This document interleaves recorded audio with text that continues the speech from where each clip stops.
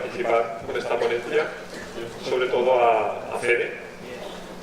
Durante 7 u 8 años he colaborado con Fede y con Miguel Ángel en un proyecto docente, pues aquí con CELA. Y ha sido un lugar privilegiado para ir viendo desde su semillita lo que acabamos siendo esta unidad de afrontamiento activo del dolor. Y aunque suena reiterativo, pues hay que darles la enhorabuena porque seguramente han dado uno de los pasos más importantes de la fisioterapia de Cefropenia. Bien, vamos a... Bien. Y volver para allá. Vale, este es el título que en principio le di a Fede en su día. Creo que no voy a cumplir prácticamente nada de él porque conforme la fui desarrollando y después de hecho de hablar con mi amigo Moisés, me dijo que me iba a meter en un berenjenal, pues decidí meterme en un berenjenal y cambiar un poquito el mensaje y la orientación, pero algo hablaremos de todas formas para disimular de las 3 cosas que ponen ahí, ¿de acuerdo?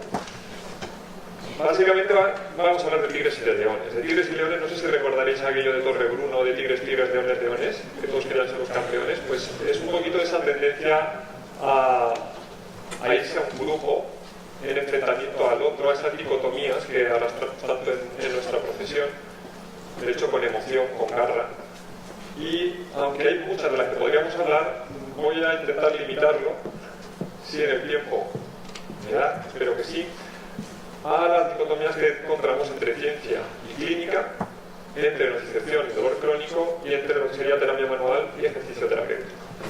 Y aunque se vea poco coherente, intentaré darle un poquito de continuidad para que lo parezca, ¿vale? Parece que en un lado están los que investigan, en otros que tratan pacientes. Y me temo que esto es que lo parezca, es que sucede demasiado. En un rincón queda todo de la ciencia, la generación del conocimiento, las teorías, y luego el que acaba tratando paciente pues se evalúa desde el punto de vista muchas veces solo clínico, mucho aprendizaje técnico, mucha habilidad práctica, pero parece que mucha simbiosis entre estos dos subgrupos no suele haber.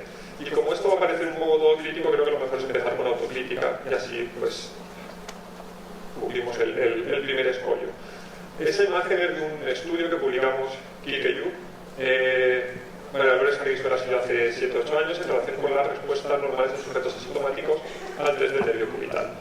Y en esta foto la hacemos en un momento en el que hay que decidir qué vamos a valorar, cómo se va a hacer el test, qué componentes hay que hacer, cómo se va a poner el que va a hacer de terapeuta, el que va a hacer de paciente, dónde vamos a meter el goniómetro electrónico para medir todo esto y veamos una forma ideal en la que todo esto se va a hacer de forma estandarizada. Bien, recuerdo al día siguiente, ya en clínica, pues dentro de los 6-7 pacientes que trato ese día, una chica operada de una costilla cervical con un síndrome de del escápulo torácico y un hombre fontanero con dolor medial de codo. En ambos, después de examen subjetivo, decido que puede ser relevante obtener información a partir del test del cubital. Y hago algo que no se parece en absoluto a eso. De hecho, como lo tengo tan reciente, dices, Carlos, ya que ayer jugabas a científico investigador, haz esto y lo vas a utilizar para mediciones posteriores. Y por esas. ¿Vale? Aquello no me cuadraba porque no iba a suponer ningún signo comparable que yo iba a poder reevaluar y ni mucho menos representaba para nada el problema del paciente ni las progresiones que iba a hacer para la recuperación de su función deteriorada. Entonces ahí o te sientes muy hipócrita o ves que cierta incoherencia hay. Parece que hay un muro, muchas veces demasiado grueso, entre aquellos que generan el conocimiento sin aproximarse a las consecuencias de ello y los que trabajan con pacientes sin saber lo que está pasando en el otro lado del muro. Hay gente que el anime-funcionismo le sigue funcionando y lo va a hacer siempre sin tener por qué leer nada, y hay gente investigando, validando cuestionarios de dolor sin saber realmente cuál es el sufrimiento que hay en esa nota de 24/30 en el paciente al que están nombrando. Y esto es un problema. Afortunadamente, como hablábamos, hay emoción en la fisioterapia y de vez en cuando se coge un mazo y se intentan derribar estos muros de la vergüenza. Este señor, no sé si con qué motividad, pero desde luego con mucha coherencia, hizo una de las aportaciones que al menos para los fisioterapeutas que tratamos paciente más nos ha ayudado, que es su idea de muro permeable, en el cual propone que sí que está compartimentado de alguna forma la teoría por un lado y el hallazgo, la medición de la disfunción, lo que obtenemos en clínica por otro, pero este muro permeable debe dejar que fluya esa información para así no caer en protocolos, en herramientas iguales en todos los pacientes e intentar individualizar un poquito mejor el tratamiento del paciente en base a un buen razonamiento clínico. Solución un poquito a esta dicotomía es bastante sencillo. Los clínicos que aprendan a interpretar un poquito mejor y aplicar la ciencia, que a estas alturas está libre y abierta prácticamente en todas sus formas, y los más científicos porque aprendan a reconocer la realidad clínica. ¿Vale? Sobre todo, y quizás siendo un poquito menos diplomático que estas dos afirmaciones, pues el clínico pues que deje de utilizar de referentes YouTube e Instagram, que hay mucho acceso, insisto, gratuito de mucha más calidad científica, y para los científicos pues abandonar un poquito esa motivación meritocrática e intentar mirar más por el paciente, porque en definitiva siguen siendo sanitarios y se apuntaron a esto para ayudar a pacientes, ¿vale? Más que para sacar estadísticos. Nos vamos a la siguiente, nomenclatura por supuesto no de hoy, pero sí que sigue habiendo, y eso lo seguimos encontrando, una separación desde que empezamos a asumir el modelo biopsicosocial y seguramente malinterpretar gran parte de él, entre lo que sería la nocicepción y el dolor crónico. ¿Vale? Parece como que se compartimenta en un lado lo que sería origen periférico, en el otro sería más origen central. Esto es terminología, insisto, antigua, pero parece que aún almacenado. Entre lo que sería bottom-up y top-down, ¿vale? Importando terminología de la psicología moderna, porque nos ha gustado mucho importar demasiadas cosas de la psicología moderna.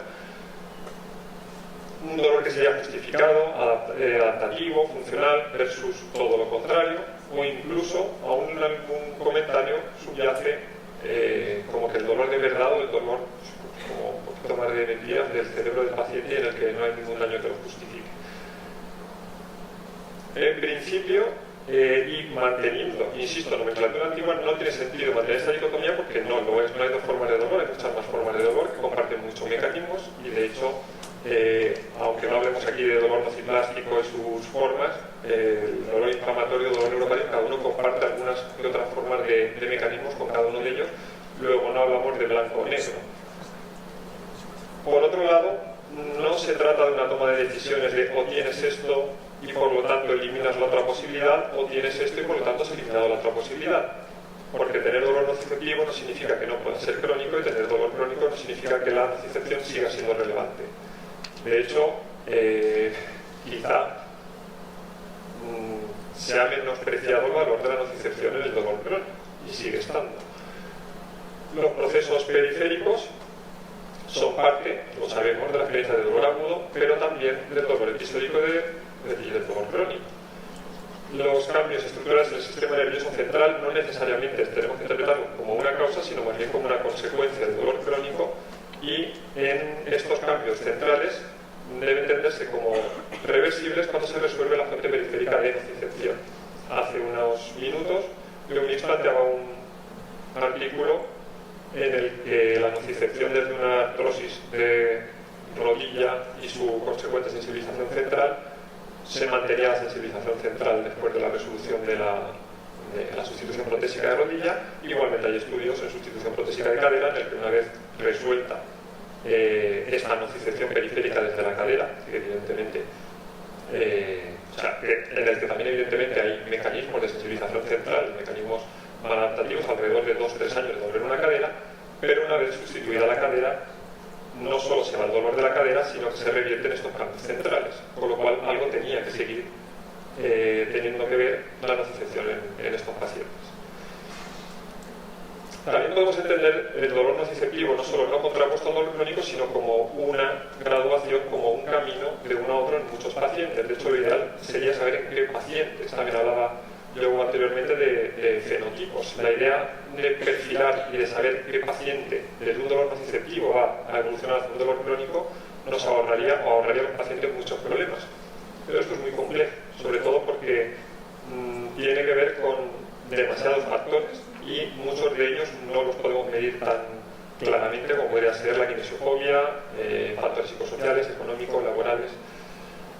El Mosley y Leyen, que no lo voy a pronunciar bien nunca, por cierto está en la otra sala de ahí hablando en estos momentos, proponen hace unos años una propuesta de cambio de enfoque en el tratamiento del dolor agudo, pasando de ser los grandes aportadores de analgesia cada vez que duele algo, hacia una precisión de la codificación del acontecimiento doloroso. O sea, la idea es intentar limitar este fenómeno de generalización, del que hablaba también Valeria hace unas horas, y hacer que la salud representacional del paciente sea mejor para que lo que tenga que doler por nocicepción duela, pero no se vayan acoplando a esta experiencia de dolor más áreas, más gestos. ¿Está aquí en realidad? ¿No? Sí. Vale. Como resumen de esta parte, no toda la modulación del dolor depende de la lesión tisular. Esto a estas alturas no creo que no haya que discutir nada. El dolor no equivale a daño, ya lo tenemos más que aprendido. No todo dolor de larga evolución supone una sensibilización central. Hay dolor de larga duración, dolor crónico nociceptivo, y si no contárselo a la gente con artritis reumatoide, a la que sus articulaciones cada X meses, por un sistema inmune que se va un poco de tono, decide inflamar y volver a generar gran inflamación, gran nocicepción de esas articulaciones, y es crónico. Muchos pacientes están en algún punto de la transición del dolor agudo a crónico, como comentábamos, y no hay que despreciar la fuente periférica en pacientes con dolor crónico. ¿Vale? Parece que esto lo hemos hecho categorizándolos muy rápido en el segundo segmento, como diciendo dolor disfuncional, ya no tengo por qué seguir buscando si existe o si es relevante la nocicepción. Y con esto nos vamos a la tercera, última y más larga dicotomía que me gustaría desarrollar, porque aquí no solo es que sean dos polos, es que parece últimamente que realmente se enfrentan como en oposición uno a otro. En vez de aprovechar lo bueno que tiene uno para fortalecer al otro o entenderlo como un continuo, parece que por un lado van los que mueven trozos y por otros los que suben las kettlebell, ¿vale? Y como si fueran dos mundos aparte. De hecho, voy a poner un poco de abogado del diablo, porque como últimamente el que pega la patada más fuerte es el ejercicio terapéutico, vamos a intentar centrar un poquito las cosas, ¿vale? No todo se arregla con un peso muerto con 100 kilos para arriba y para abajo, ¿de acuerdo? En el ejercicio terapéutico está pasando algo como el efecto de follow the leader, ¿vale? Todos detrás del que parece enseñar lo bien y lo brutico que se puede hacer algo para mejorar a los pacientes. No todo ejercicio es bueno para un paciente con dolor, y por supuesto para el dolor crónico, y las formas en las que se utiliza y se administra el ejercicio en pacientes para ganar fuerza, para ganar flexibilidad, para ganar fondo, no tiene nada que ver con el ejercicio que utilizamos para mejorar a los pacientes con dolor. Para empezar, el ejercicio, independiente de la adquisición de habilidades concretas, no va a garantizar un cambio neuroplástico ni mejora salud representacional, y por tanto en pacientes con dolor crónico no tiene por qué tener a lo mejor tanto valor. Las conductas motoras forzadas en etapas tempranas en grandes lesiones del sistema nervioso, ¿vale?, pueden desencadenar no solo un aprovechamiento de esta fase de más neuroplasticidad seguida a la gran lesión, sino una neurodegeneración adversa. Y por último, y también tenemos, aprovechamos a nombrar a Ben Cormack ayer por aquí y mañana, que hablará de esto con mucha más notoriedad, los factores importantes para gestión del ejercicio en pacientes con dolor no tienen nada que ver con RM, con minucias biomecánicas, con administración de cargas, que si tantas repeticiones, tiene que ver con otros factores como la autoeficacia del paciente, el catastrofismo, hipervigilancia, kinesiofobia, etc. Y es a partir de ahí de donde se tiene que desarrollar un programa de ejercicio en un paciente con dolor. ¿Por qué la terapia manual parece que va perdiendo fuelle o se ha metido como una técnica de bajo valor últimamente? Pues, como siempre, la primera razón es por desconocimiento, ¿vale? Por no conocer realmente el alcance y lo que es la terapia manual. Siguiente, porque se le ha quitado o se ha entendido solo como una técnica pasiva, únicamente una aportación de movimiento externo al paciente. La investigación tampoco ha ayudado mucho con modelos estandarizados, rígidos, en los que se intenta medir una aplicación como si fuera un robot apretando un trocito y ver qué ocurre sin nada de lo contextual a la terapia manual, que posiblemente se relaciona mucho más con los efectos beneficiosos que exactamente los milímetros que se mete esa pieza con la que haces una PA artificial en un estudio. Además, cuando se pide al paciente hacer algo asociado a terapia manual, que eso enriquece su valor y sigue siendo terapia manual, en los artículos se etiqueta como técnica multimodal. Entonces, las glorias y grandes éxitos se lo lleva la técnica multimodal, no la terapia manual. Luego, por supuesto, tenemos, para quitar valor a esto, pues todas las magufadas en fin, todo con lo que se ha relacionado la terapia manual de técnicas pseudocientíficas, que si los dones y qué manos tienes y todo esto, ¿vale? Pero bueno, eso es inevitable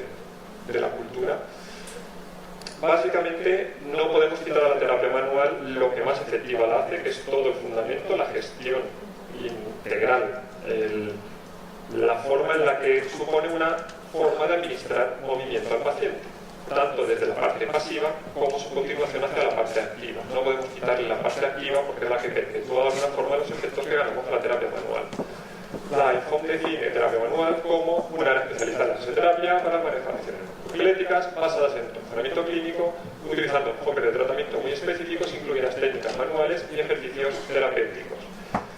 En una editorial de Manual Therapy, que es la que más perdería con el cambio de término, hablan directamente de proponer que se cambie de Manual Therapy a Musculoskeletal Science and Practice, ¿vale? Y si son ellos mismos los que quieren cambiar ese nombre, pues digamos que por algo será, lo ven bastante más útil. Bien, realmente, y solo contando con lo que se ha investigado hasta, o sea, considerando el terapia manual como una aplicación pasiva de movimiento, podemos hablar de que existe suficiente evidencia como para decir que sí que es una herramienta para aportar analgesia.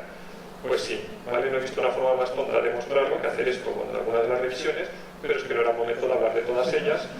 Si alguien lo ve como condicional, porque estamos así como en, vale, sí, con acento, ¿vale? Sí aporta analgesia, no suframos, ¿vale? ¿Por qué? Pues hay que buscarlo en efectos de dos tipos, en efectos más puramente mecánicos, que parece que no son los más indicados para resolver los efectos de la terapia manual, y efectos más de carácter neurofisiológico. Los efectos mecánicos son insuficientes para comprobar de alguna forma si la terapia manual es analgésica según cómo la apliquemos en cuanto a fuerza, dirección, etc. Para empezar, la valoración biomecánica es poco fiable. Entonces, si vamos a administrar la terapia manual basada en esa valoración diagnóstica inicial y ya no es fiable, pues lo que estamos haciendo ya parece que empieza a cojear. La terapia manual además no provoca suficientes cambios ni son cambios duraderos en la posición articular como para garantizar que haber movido de este a oeste un trocito sea la razón por la que el paciente mejora. Además, los efectos de la terapia manual se manifiestan no solo localmente, sino alejados. Y obtenemos mismos resultados con formas diferentes de terapia manual y aplicadas en diferentes segmentos, con lo cual parece que no solo la mecánica puede definir el qué y cómo se tiene que hacer mejor la terapia manual. Parece que hay otros efectos neurofisiológicos detrás de esto, a nivel periférico, a nivel de tejido diana, a nivel medular y a nivel supramedular. No vamos a entrar a desarrollarlos, pero básicamente en tejido la terapia manual ha demostrado mejorar la reparación tisular, la mediación de la inflamación, regeneración nerviosa incluso. A nivel espinal, pues reducir esa excitabilidad elevada de la médula espinal, ¿vale? Lo que originariamente, lo que es, en principio es la sensibilización central, aunque luego se le hayan añadido otras ideas. Y a nivel supraespinal, pues se justificaría esa hipoalgesia no solo local, sino también a distancia de la zona en la que se aplica la terapia manual. Reducción de microsensibilidad y efecto placebo. Vamos, aunque aún no está claro del todo la terapia manual por qué es analgésica, se sabe que es analgésica, se ha comprobado que es analgésica y parece que tiene algo que ver la mecánica en sí, los efectos fisiológicos, efectos no específicos como el efecto placebo. La mecanotransducción como mecanismo que justifique gran parte de los cambios más puramente periféricos, pues parece que va ganando puntos en cuanto a que una determinada forma de estimulación puede modificar los mecanismos reguladores y protectores intrínsecos del organismo. Bien, es momento para parar por la hora de la tarde que es y porque igual o reconducimos esto o nos quedamos un poquito ahí.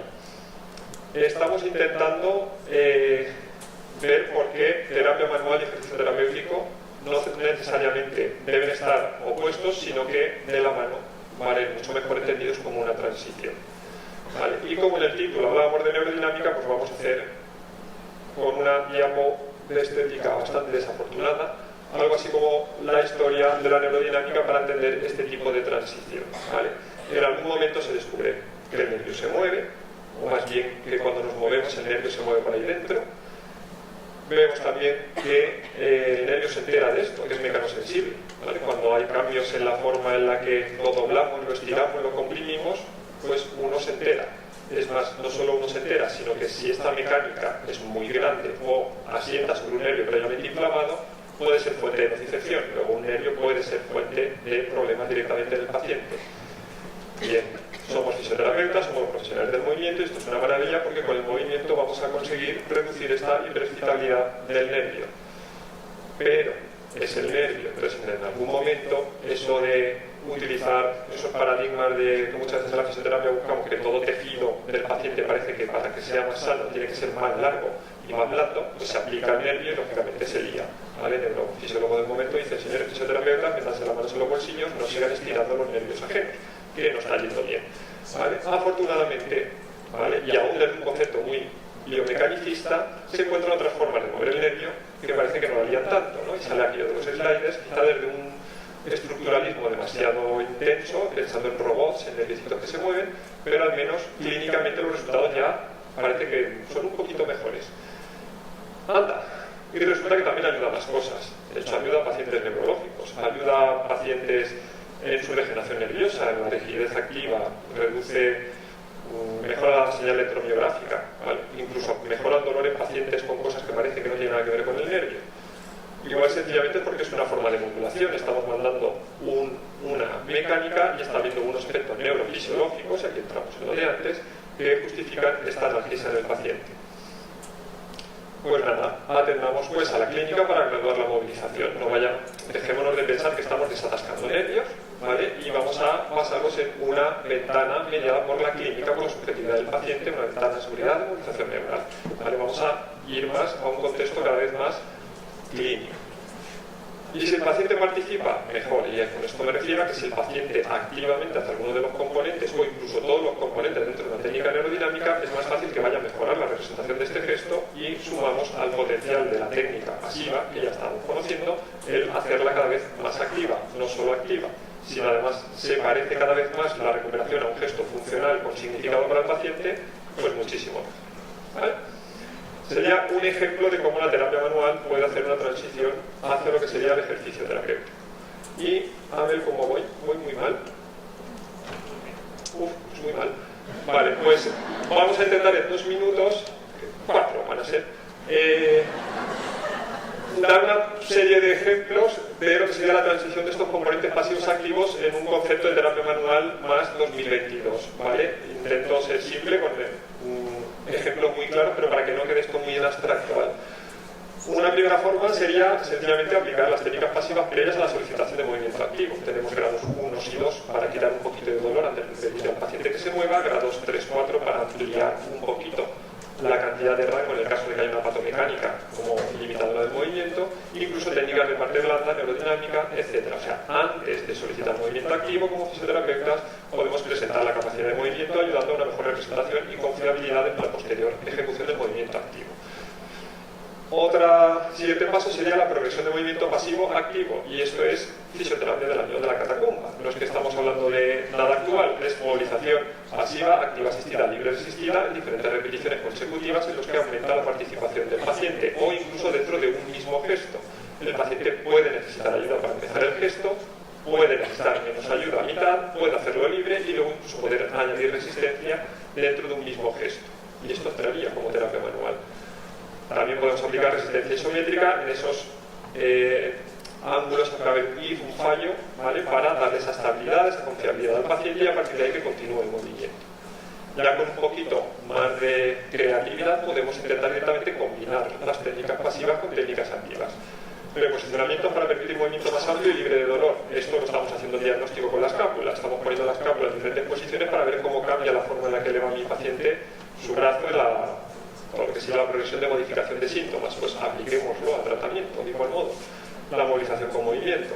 Brian Mulligan, en vez de ir a buscar las zonas en las que molesta para tratarlas, busca qué accesorios puedo encontrar para aliviar a mi paciente y permitir un movimiento activo más amplio y libre de dolor.